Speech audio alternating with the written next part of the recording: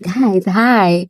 How wild is it that Sneh, Bilo, and Mpumelelo are seeing someone who is probably their age mate calling their dad umfana? Like, it must be so wild.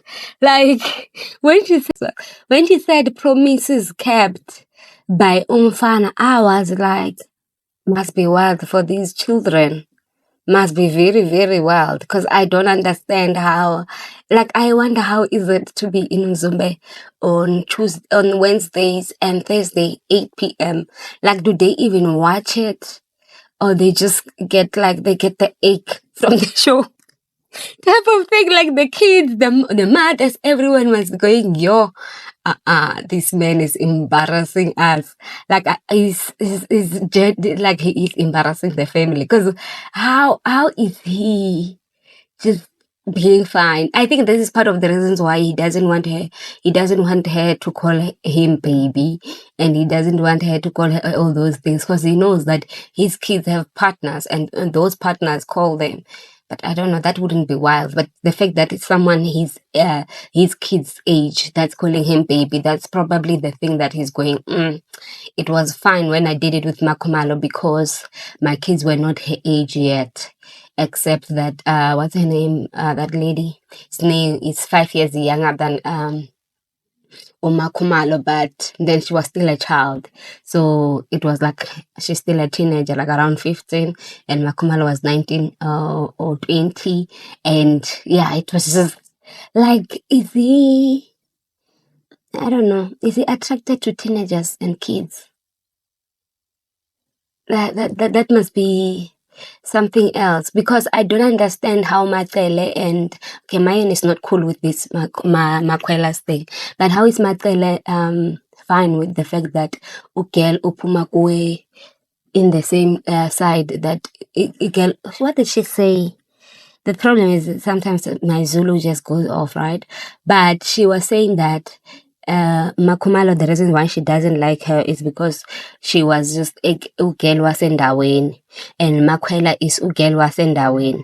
But in her case, she feels like because she won't be staying in Mzumbe, so it doesn't really affect her. And also the fact that she doesn't stay in Mzumbe has made MaKhwela feel like she's up there. Guys, she's not part of this Istembu. It's Istembu Sakababake. And also I feel like, I think that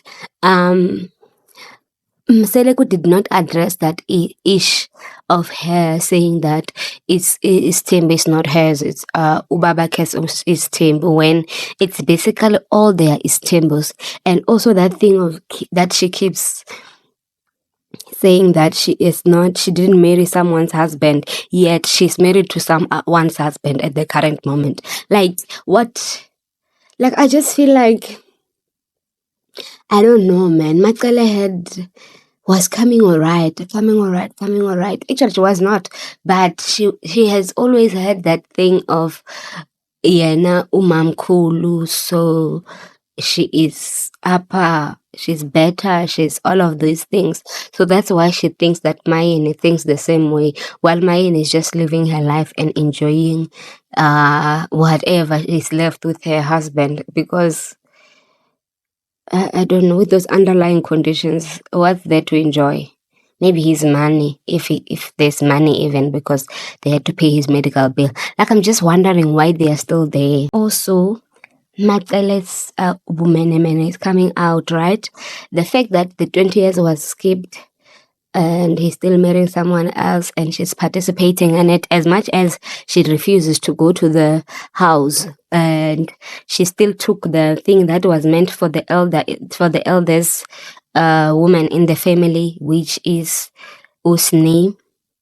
If we are following the lineage thing, if Mseleku was not married, it would have been Usni. And she took it and she was fine with it. No one begged her. She just said that, oh, agakho umama zala, and then it means that I will take it, when Snake gifted her. And I think that it could have been given to Usni.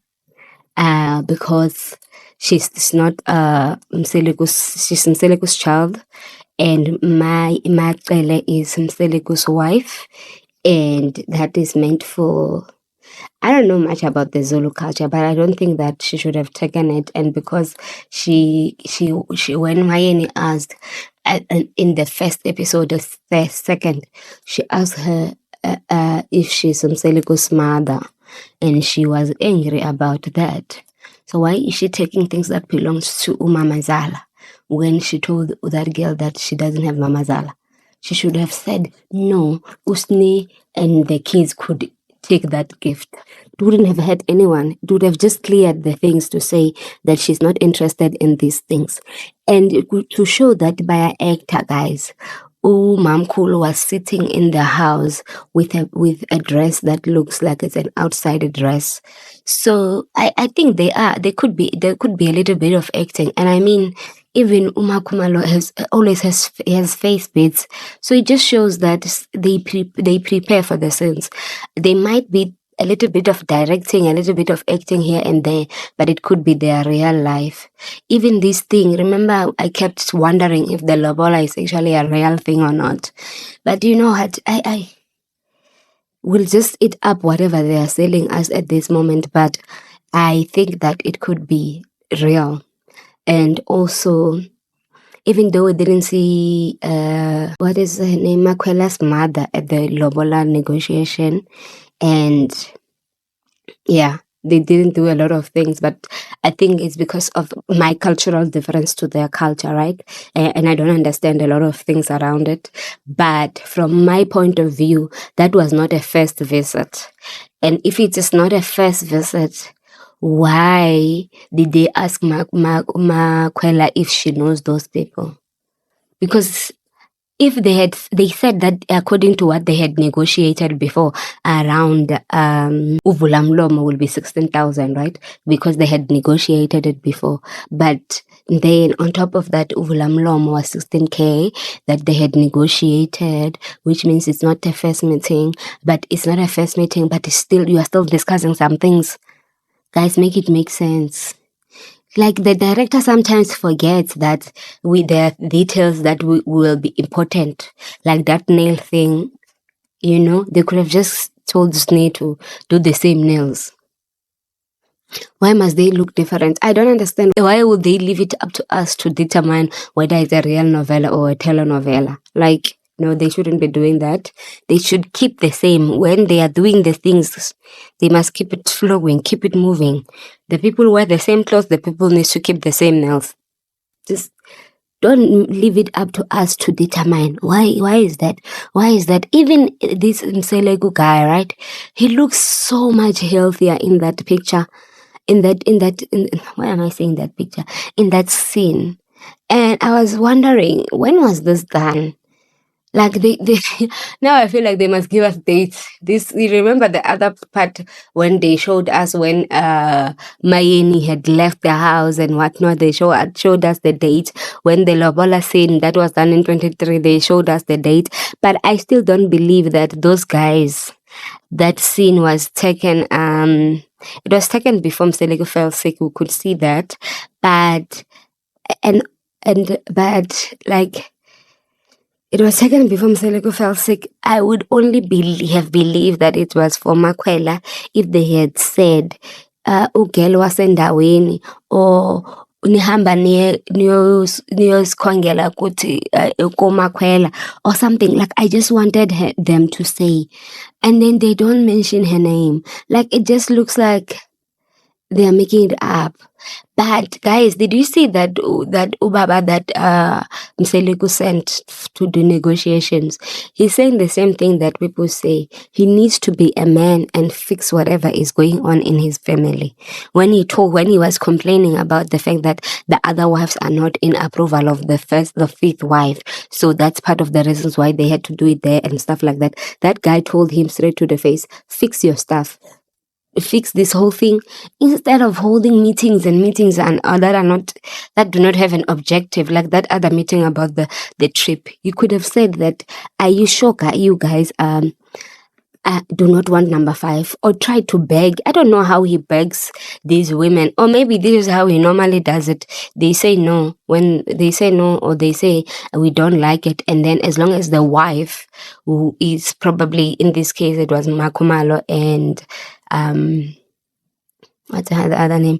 MaKhwela, when they came into the Mseleku household, he just dropped them there at this homestead and just leaves Mayeni to deal with it and deal with whatever. Whether she approves or she doesn't approve, he doesn't care.